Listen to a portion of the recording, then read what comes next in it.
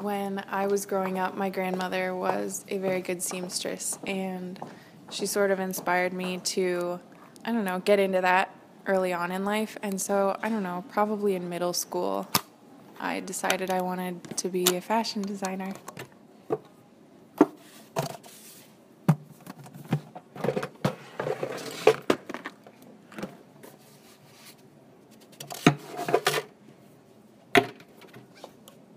I think any designer would probably tell you they're not inspired by just one thing.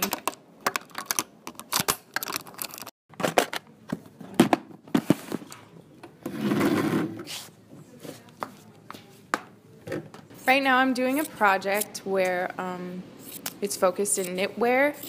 My group is inspired by Muhammad the Prophet, so I'm focusing in on something that someone once said, that he's a ruby among stones, and I'm using the ruby as sort of my jumping off point